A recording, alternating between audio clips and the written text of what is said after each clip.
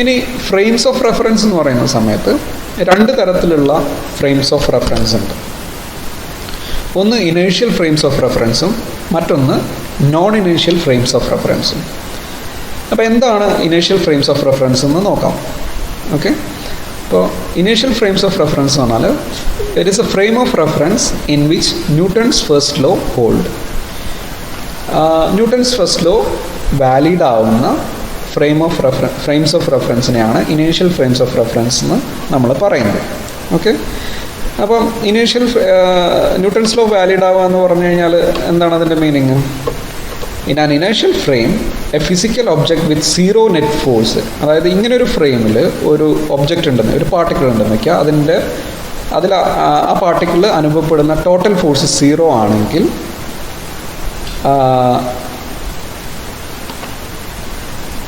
അത് that particle moves with a constant velocity. ആ ഒരു പാർട്ടിക്കിൾ കോൺസ്റ്റൻറ്റ് വെലോസിറ്റിയിലായിരിക്കും മൂവ് ചെയ്യുന്നത്. ആ വെലോസിറ്റി, കോൺസ്റ്റൻറ്റ് വെലോസിറ്റി എന്നുള്ളത് വേണമെങ്കിൽ സീറോ ആവാം. കാര്യം പാർട്ടിക്കിൾ റെസ്റ്റിലാണെങ്കിൽ അത് റെസ്റ്റിൽ തന്നെ ഇരിക്കും, മൂവ് ചെയ്യുകയാണെങ്കിൽ മൂവ് ചെയ്തുകൊണ്ടിരിക്കും വിത്ത് എ കോൺസ്റ്റൻറ്റ് വെലോസിറ്റി. അപ്പോൾ അതാണ് ന്യൂട്ടൺസ് ഫസ്റ്റ് ലോ വാലിഡ് ആവുന്ന ഫ്രെയിം ഓഫ് റെഫറൻസ് എന്ന് പറയാൻ കാര്യം. ഇപ്പോൾ പാർട്ടിക്കിൾ റെസ്റ്റിലായിരിക്കും, അപ്പോൾ വെലോസിറ്റി സീറോ ആയിരിക്കും. മൂവ് ചെയ്യുകയാണെങ്കിൽ വെലോസിറ്റി കോൺസ്റ്റൻ്റ് ആയിരിക്കും. ഓക്കെ, അപ്പോൾ ഇങ്ങനെയുള്ള ഫ്രെയിംസിനെ പറയുന്ന പേരാണ് ഇനീഷ്യൽ ഫ്രെയിംസ് ഓഫ് റെഫറൻസ് എന്ന് പറയുന്നത്. ഓക്കെ, ഇനി നോക്കുക, ഒരു ഫ്രെയിം ഓഫ് റെഫറൻസ് ഉണ്ട്.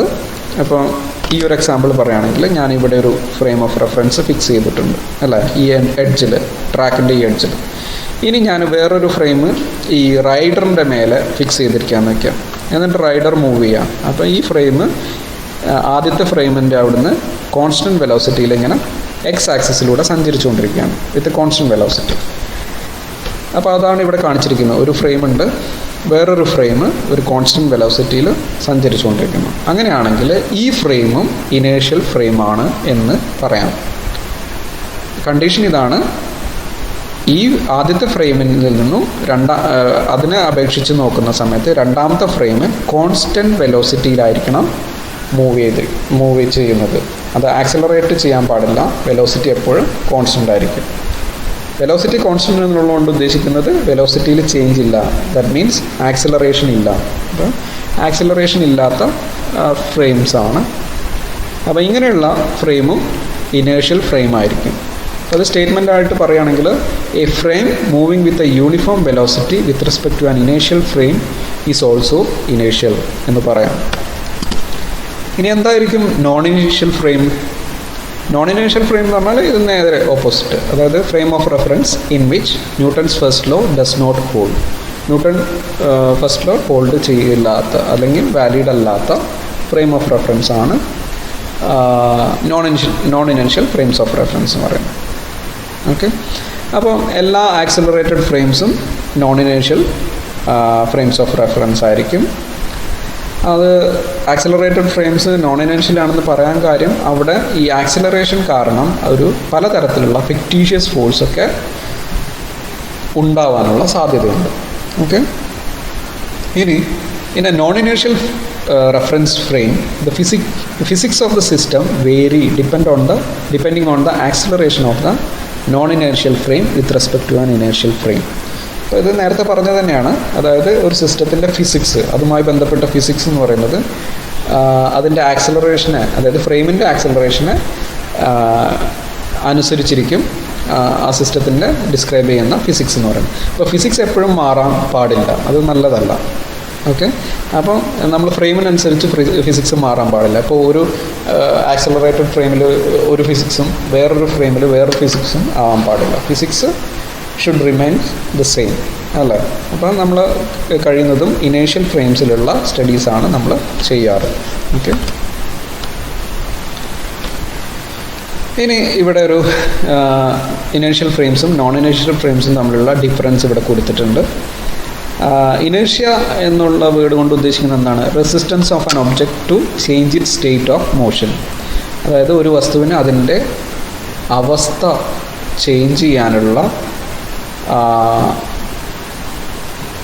പ്രതിരോധം അല്ലെങ്കിൽ അതിനുള്ള മടി ആണ് ഇനേഷ്യ എന്ന് പറയുന്നത്. അപ്പം ഒരു വസ്തു നിശ്ചലാവസ്ഥയിലാണെങ്കിൽ അതിൻ്റെ അവസ്ഥയ്ക്ക് സ്വയം അതിന് മാറ്റാനുള്ള കഴിയില്ല. അപ്പോൾ അങ്ങനെയുള്ള ഇതാണ്, അതായത് ചലനാവസ്ഥയിലുള്ള ഒരു വസ്തു ആ ചലന അവസ്ഥയിൽ തന്നെ തുടർന്നുകൊണ്ടിരിക്കും, അല്ലെങ്കിൽ നിശ്ചലാവസ്ഥയിലാണെങ്കിൽ അവസ്ഥയിൽ തന്നെ തുടർന്നുകൊണ്ടിരിക്കും. ഇവിടെ ഇനേഷ്യൽ ഫ്രെയിംസ് ഓഫ് റെഫറൻസ് എന്ന് പറഞ്ഞാൽ സമ്മറൈസ് ചെയ്യുകയാണെങ്കിൽ it is a non accelerating frame അല്ലേ. അതുപോലെ തന്നെ Newton's first law, laws of physics are valid. അപ്പോൾ അതിനൊരു എക്സാമ്പിൾ ഇവിടെ കൊടുത്തിട്ടുണ്ട്. ഒരു ബസ് മൂവ് ചെയ്യുന്നൊരു എക്സാമ്പിളാണ്. കോൺസ്റ്റൻറ്റ് വെലോസിറ്റിയിലാണ് ബസ് പോകുന്നത്. ഇതൊരു ഐഡിയൽ സിറ്റുവേഷനാണ്. സാധാരണ ബസ്സൊക്കെ പോകുന്നത് ആക്സിലറേറ്റ്, പല സമയത്തും ആക്സിലറേറ്റ് ചെയ്യും, ഡീസലറേറ്റ് ചെയ്യും, അതൊക്കെ ഉണ്ടാവും. പക്ഷേ ഒരു ബസ് കൺസിഡർ ചെയ്യുക, കോൺസ്റ്റൻറ്റ് വെലോസിറ്റിയിലാണ് ബസ് മൂവ് ചെയ്യുന്നത്. അപ്പോൾ അതിനകത്തൊരു ബോൾ ഉണ്ടെന്ന് വയ്ക്കുക, ആ ബോളും കോൺസ്റ്റൻറ്റ് വെലോസിറ്റിയിലായിരിക്കും മൂവ് ചെയ്യുന്നത് അല്ല. അപ്പം ഇത് പറഞ്ഞിരിക്കുന്ന റെഫറൻസ് ഫ്രെയിം ഏതാണ്? ബസ്സിന് പുറത്തുള്ള ഒരു കാർട്ടീഷ്യൻ കോർഡിനേറ്റ് കൺസിഡർ ചെയ്താൽ മതി. ഓക്കെ. ഇനി നോൺ ഇനേഷ്യൽ ഫ്രെയിംസ് ഓഫ് റെഫറൻസിന് നമുക്ക് അറിയാം ഡെഫിനിഷൻ എന്ന് പറഞ്ഞാൽ ഫ്രെയിംസ് ഓഫ് റെഫറൻസ് ആക്സിലറേറ്റ് ചെയ്യുന്ന ഫ്രെയിംസ് ഓഫ് റെഫറൻസ് ആണ്.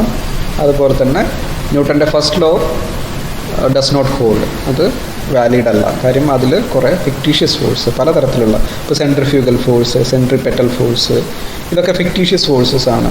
അപ്പം ഫ്രെയിമിൻ്റെ ആക്സിലറേഷൻ കാരണം ഇത്തരത്തിലുള്ള ഫോഴ്സസ്, ഫിക്റ്റീഷ്യസ് ഫോഴ്സസ് ജനറേറ്റ് ചെയ്യാനുള്ള സാധ്യത ഉണ്ട്.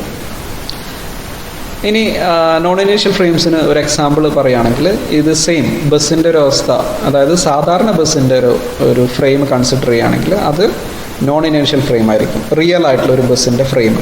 ഓക്കെ. ബസ്സിൻ്റെ ഫ്രെയിം എന്ന് പറയുമ്പോൾ ഇപ്പോൾ നമ്മൾ ബസ് സ്റ്റാർട്ട് ചെയ്യുന്ന സമയത്ത് ബസ് നിശ്ചലാവസ്ഥയിലായിരുന്നു. അപ്പോൾ ബസ്സിന് പുറത്ത് ഗ്രൗണ്ടിലുള്ള ഒരു കാർട്ടീഷ്യൻ കോർഡിനേറ്റ് സിസ്റ്റം കൺസിഡർ ചെയ്യാം.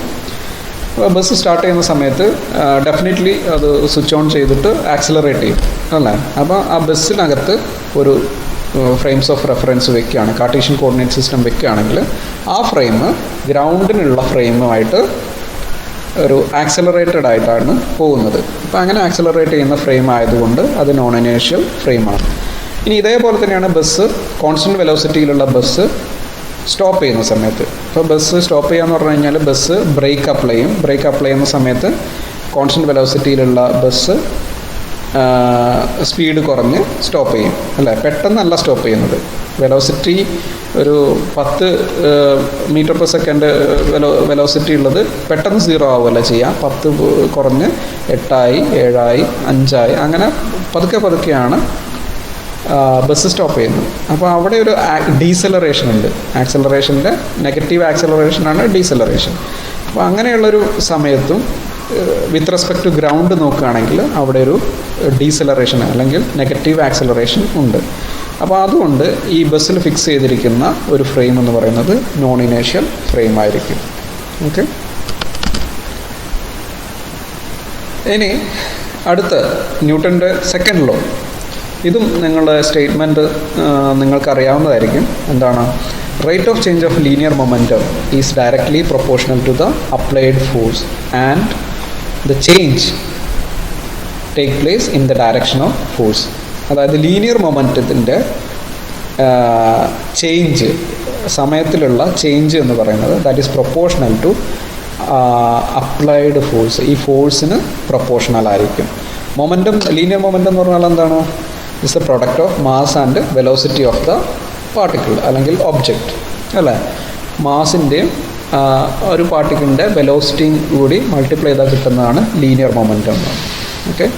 ഈ P equal to M V എന്നുള്ളത് ഇവിടെ സബ്സ്റ്റിറ്റ്യൂട്ട് ചെയ്ത് കഴിഞ്ഞ് കഴിഞ്ഞാൽ മാസ് കോൺസ്റ്റൻ്റ് ആണ് നോൺ റിലേറ്റിവിസ്റ്റിക് കേസിൽ. അതായത് വെലോസിറ്റി